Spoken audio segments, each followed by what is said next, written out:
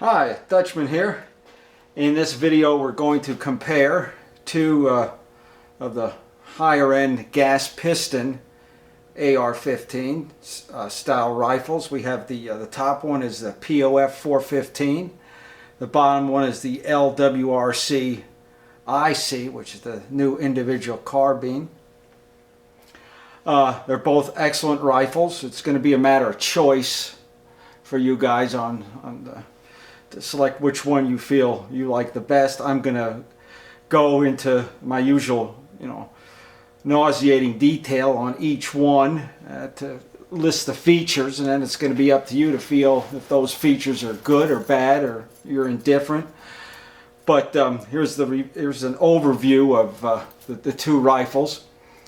The POF 415 has a 14.5-inch barrel with the 1.5-inch permanently attached POF muzzle brake / flash hider attached to it, and the LWRC has a regular 16-inch barrel with a kind of like a I don't know what actual muzzle brake it's. I think they're proprietary flash hider, kind of like a blackout almost, but I don't know exactly. I think it's their, like I said, their proprietary hider. So the POF 415, as it ships without any type of backup sights. So you have to add the backup sights, some type of sighting system. The LWRC does ship with a pair of excellent LWRC backups that are adjustable, rear adjustable for windage, front adjustable for elevation. They're excellent sights. As you can see, the stock of the 415 is a Magpul. Has the lock on it, which is nice, so you can adjust it to whatever length and then push the lock, and it makes it real solid. The LWRC has kind of like a proprietary buttstock on. It's a good buttstock. I tend to favor the Magpul a little bit better than this one. It feels a little bit better on my shoulder. This one does. But here again, that's going to be personal preference. The LWRC is still a good stock. No problem there. They both have Magpul pistol grips. You do have ambidextrous controls. Now the LWRC has fully ambidextrous controls. By that I mean you have mag release, fully ambidextrous, bolt stop, fully ambidextrous, and safety, fully ambidextrous. The 415 has ambidextrous safety, ambidextrous selector here. It does not have an ambidextrous magazine release. It's just the mag release is on the one side. And it does have a pseudo ambidextrous bolt release. It will just release the bolt on this right side. It will not. You can't lock the bolt back. You have to lock it from the opposite side. This is just a release. Run the LWRC. You can lock it back or release it on both sides. Both have forward assists. Both have very nice charging handles. The LWRC has a fully ambidextrous. There's latches on both sides. Really nice handle, first rate, and the POF is also very good. Main difference, as you can see, is that the POF has a huge handguard, and you can't take it off. It's designed. I mean, it's screwed fast, and I think it's Loctited on there. It's on, so it is permanently, basically almost a permanent style handguard. If you don't like the handguard, you're kind of too bad. You're kind of stuck with it. The LWRC has a much slimmer handguard. And it's also kind of a monolithic style upper whereas the 415 stops right at the where the barrel nut would be. Also, the weight of the POF with I put a pair of Magpul Embus on there just to get so I could compare apples with apples, so they both had the same equipment. The 415 is roughly 7.9 pounds. The LWRC is 7.60 pounds. So the LWRC does have the weight advantage. And that, by the way, is with a 30 round Magpul mag in it, the M2. So what I'm going to do now is break these rifles down, and then we're going to go over the individual parts, and we'll just kind of go from there. Okay, let's discuss the uppers of these two rifles, and then we'll go on to the lowers. Basically, as I said before, you have that huge handguard on the POF on the 415. POF 415 here, LWRC down here. If you like that, fine. If you don't, well, here again, that's going to be personal preference. Also, because this rail is designed the way it is, it's going to sit a little higher than the rail on the LWRC. One thing I wanted to mention, that the retail price of these rifles, if you factor in getting a pair of backup sights for the POF, is going to be roughly the same for both rifles. Right around $2,100–$2,200 in around there.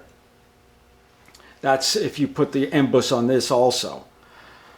This comes with it, but this is more expensive. You buy the Embus for that. Basically, we're talking the same price. Let me just go over what their barrels are like. They both have excellent barrels. The LWRC uses a Nicor treated barrel, and the POF uses what they call a nitride treated barrel. Those are the Rockwell 70, the hardness. So they're both supposed to go long, many rounds. They have more lubricity than chrome. They're harder than chrome. I think the barrels on either one of these are going to be pretty close to what round count you're going to see. I haven't worn any of these particular rifles out. I've shot a lot of POFs and LWRCs, and to be quite honest with you, probably the highest round count that I have on either one of these, and not these two particular ones, but other ones, is like maybe about 5,000 rounds, and they shoot just fantastic. So how long they're actually going to go, I can't speak for that with any honesty, because I really don't know. I haven't had an up that the round count hasn't been that high yet. What we're going to do now, let's take the bolt carriers out of these.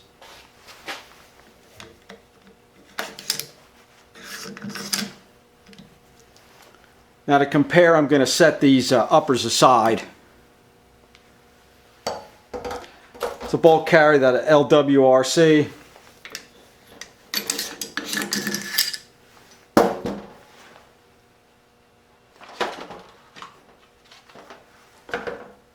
There's the bolt carrier from the POF. I weighed these carriers, and oddly enough, they're like identical in weight. I think they're something like 11.3 ounces. You have a heavier tail on the LWRC to prevent carrier tilt. You don't have that here, but they have a different style buffer. I haven't seen carrier tilt in either one of these rifles, so I think carrier tilt's going to be an issue. The POF uses a nickel bolt carrier and a chrome plated bolt. The LWRC uses their nickel boron bolt carrier, and then it's just like a regular finished bolt. It's not a special coating on that bolt as far as I can tell. The bolts are identical, use the same type of M16 extractors. They both have heavy springs with the little rubber O-rings under the extractor, so that's good. They're both one-piece bolt carriers. They're not dovetailed. In other words, your assembly here where the operating rod goes into to actuate the action is all one piece. On the same with both of them. They're all one piece. So here again, excellent bolt carriers. This has a standard cam pin, the LWRC. The POF has a roller cam pin for a little less friction. I'm not seeing any big difference there. The rifles I have experience with, I'm not seeing any difference in wear patterns or reliability, that type of thing. So to me, it's both basically about the same. And now next I'm going to talk about the gas systems of these rifles. Okay, here's the gas system of the LWRC. Very straightforward, short stroke piston gas system. You have the piston cup, fits over the nozzle. Then you have your intermediate rod and then your op rod, which goes in here. They redid the spring cup on these newer IC models. It's a shorter, more robust design if you ask me, so I really like that. This is the piston cup, is like self-cleaning. You have your vent holes here, 3 of them, and gas flows through here, in through here, and actuates your linkage, which in turn hits on your carrier. So this is a very good gas system. This happens to be a 2-position gas system. Right now it's on normal. There it's suppressed. So you do have a regulator on the ICs, on the individual carbines. I like this gas system the best. I think it's a very well thought out design, mainly because it's so easy to take apart. You can take the handguard off to clean this. You can see how easy it is to clean. You can get in there and swab everything out real good. Clean your piston cup. Anything that gets down in here, I usually put a rag right in through here. Like a paper towel or some such thing as that when I clean it. So any cleaning solvent gets on the rag and doesn't drip down in through the barrel. But it's very straightforward, very, very easy to clean. Extremely easy to clean. And goes back together real simple. Your op rod, your piston cup, it's your intermediate rod. We hold on to this, push this back in, it's assembled. Put your handguard in, tighten your 2 screws.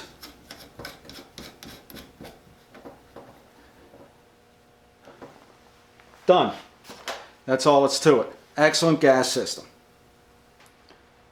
Okay, here we have the POF 415. We're going to again talk about the gas system on the 415 now. To get at the gas system, you have your gas plug, just pushes in, comes out, then tilt it, and then you get your gas piston and your op rod. That's all that's that, and like I said, this is how it would go together. That's the relationship of the parts right there. It's a very easy system to take apart. The only drawback that I see from this system is because of this rail, that you can't get at it. This is the gas cylinder in here. I don't know if you can see it through the cooling holes, but the gas cylinder goes from here to about here. That's where your gas plug fits into, your gas piston and your op rod. The vent holes to vent the excess gas are directed, there's 3 of them I believe, directed straight down onto the barrel. And there's very, very little gap between this gas cylinder and the barrel. So when you go to clean this gas cylinder, invariably you're going to get gunk and solvent and things such as that going down onto your barrel and dripping down into the bottom part of your handguard. Depends how sloppy you are with your cleaning methods. You can probably use some compressed air to get it out, but there's no way to clean that barrel underneath, between the barrel and the gas cylinder. Not a big fan of that. Maybe it's not that big a deal to some people. I guess if you are very judicious in your use of your cleaning solvents, things such as that, it may not be an issue. But I must be honest with you. I definitely give the my vote goes to the LWRC gas system by far, rather than the POF. I mean, I'm sure the POF is good. I've never had any issues with it. I like stuff, as you well know from my other videos, I like things that are simple. You can get to them, you can clean them easily, that type of thing. I don't like this enclosed handguard thing here. It just kind of turns me off a little bit, but it may turn somebody else on. That's the way it goes. Very simple to get back together. Hop right through here. Kind of can only go in one way. Gas plug. Now that'll also only go in one way, and then you just turn it and gotta get this to the right position here. And right there. That's the normal position. And then there's also a suppressed position also, where you would push this in and then turn it. You have a suppressed position. It's on the other side. But anyway, you get the idea. So this also has a 2-position gas regulator, just like the LWRC. So that also is very good. So there's basically the uppers on both, plus the detailed look at the gas systems on both. Like I said, this one has the 14.5-inch barrel with the barrel muzzle device permanently attached. I'm not a big fan of that. I'm not blaming POF because they make a 16-inch with a removable one. So that's just, this model I'm not too particularly fond of, because you have to use, I mean, you're done. It's pinned. That's it. If you don't like it, you want to change it to a Vortex or whatever, you're not gonna, because it's pinned. So I would recommend, if that doesn't bother you, fine. If it does, then you should get the model that has the 16-inch barrel with the threaded muzzle device on it. Okay, now the last part of this is going to be comparing the lowers. Let's start with the LWRC. As I said before, it's fully ambidextrous.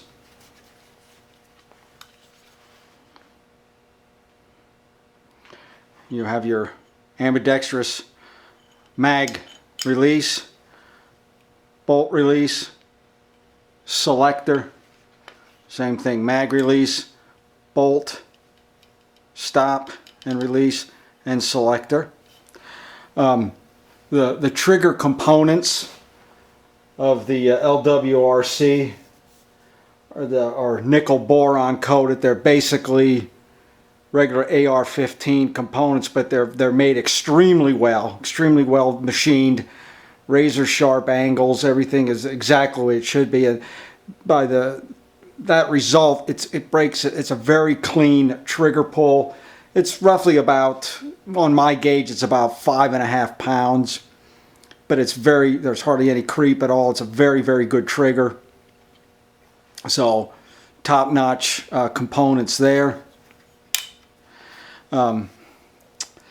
LWRC uses an H2 buffer, and they have their 6-position stock. And like I said, the mag pull pistol grip. So that's the LWRC. It's an excellent lower. I'm going to put this aside and we're going to talk about the POF. POF uses a billet lower. It's a little heavier lower. They use just a standard buffer, and that's not to say anything good or bad about POF or LWRC with their buffer.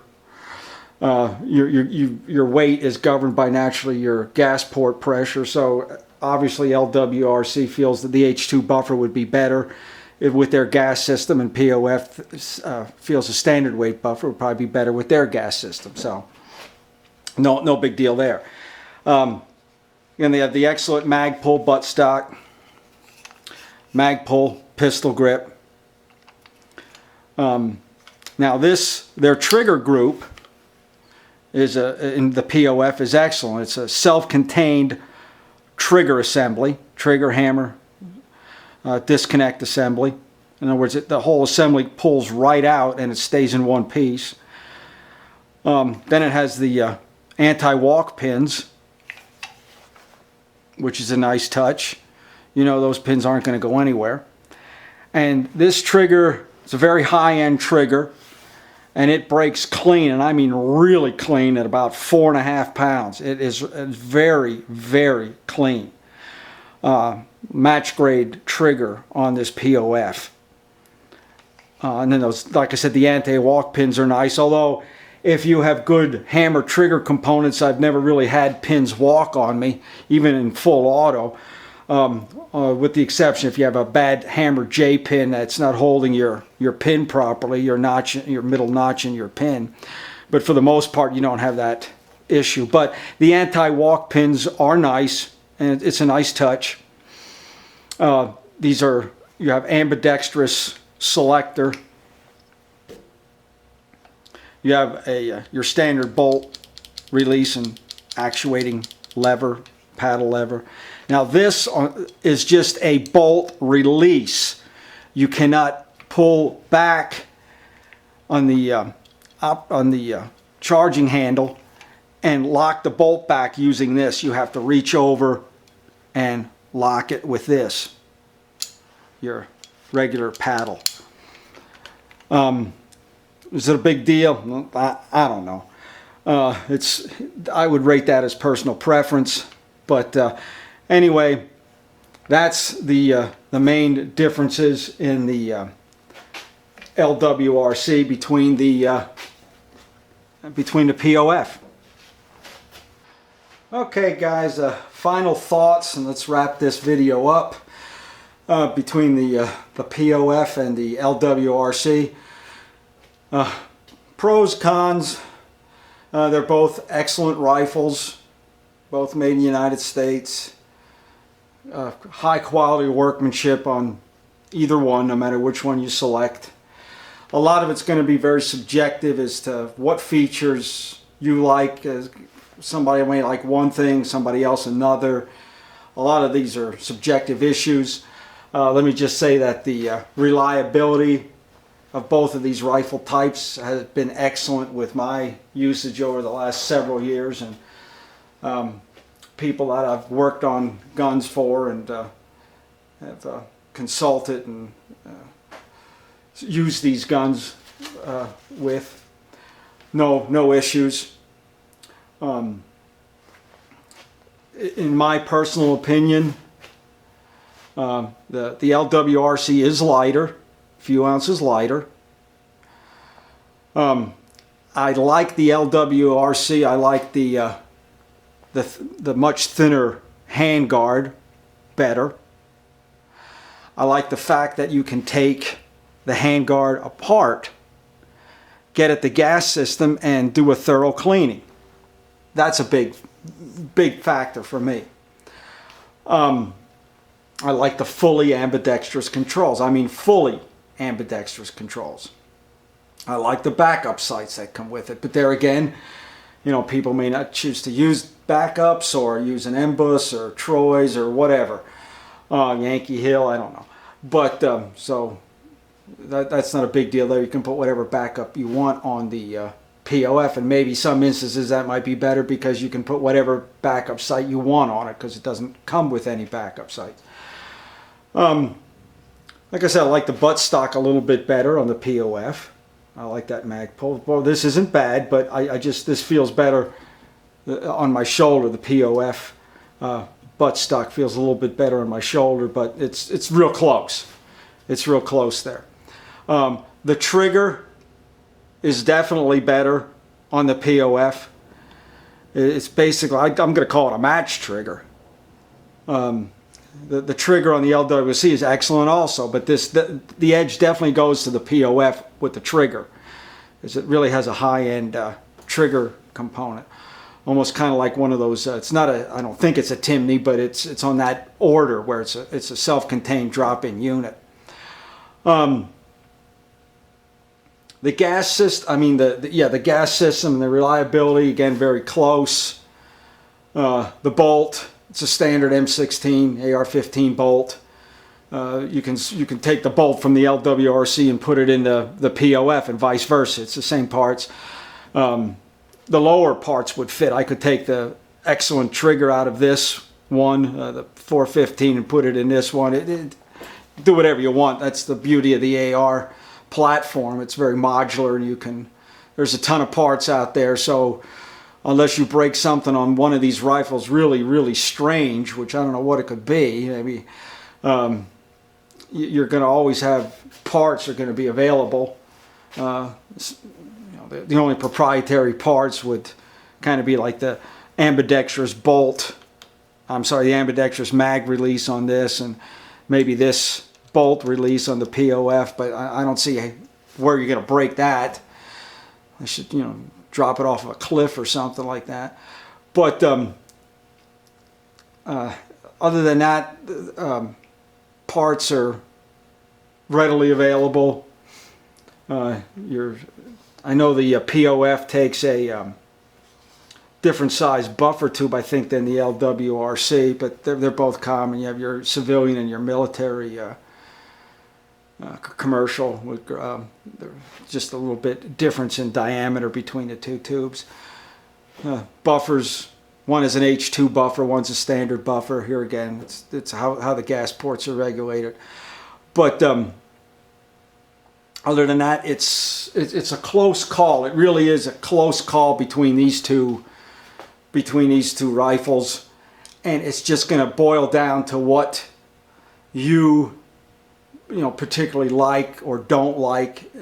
No matter which one you take or which one you decide to buy or choose, you're not going to go wrong with either one.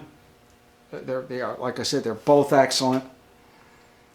So here again, kind of up to you. I don't want to really get into the DI versus gas piston debate, but I personally prefer gas piston.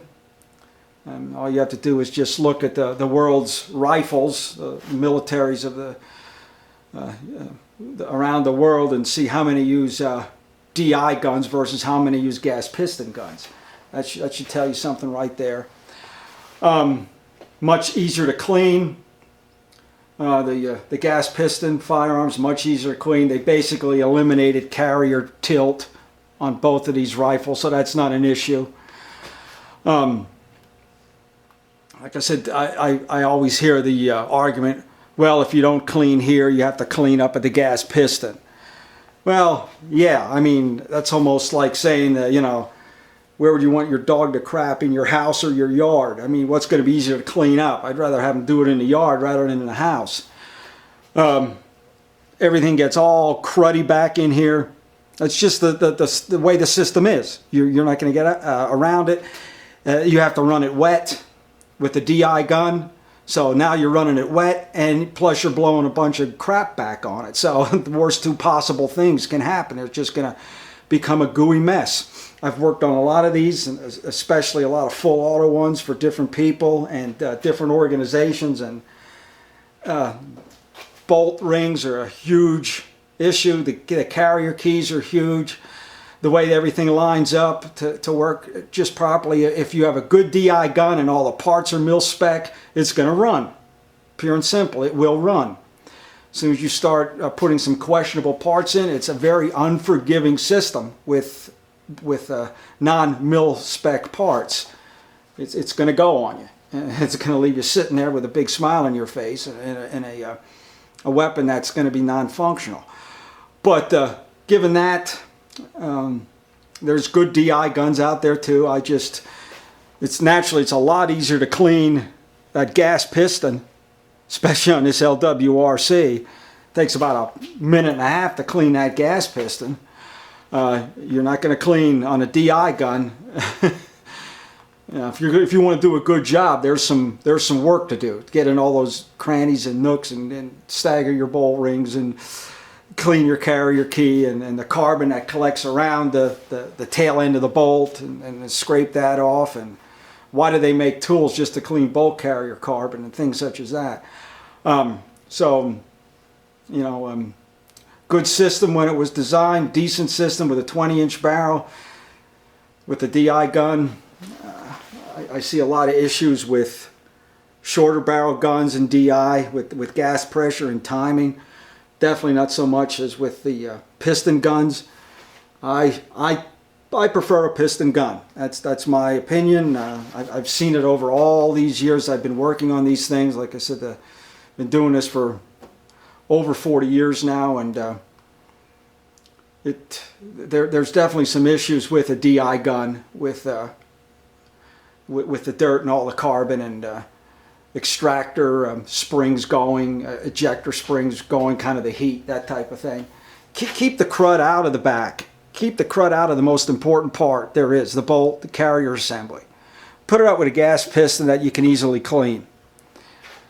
Like I said, just look at the world's militaries and see what guns they're using. Enough said on that. So now that I stirred all this up, I'll probably get a lot of hate mail on this. But anyway, that's my opinion. And that's these the two rifles, the POF 415 and the LWRC IC, the individual carbine. Both excellent weapons, your choice. My next review is probably going to be on the Tavor. I've been ringing that out, one of those rifles out for a while. So I think I'm ready for a review on that, and I'll give you my thoughts on that, how I think it compares to the AR platform of weapons. So we'll just go from there, and you guys have fun, and the Dutchman is out.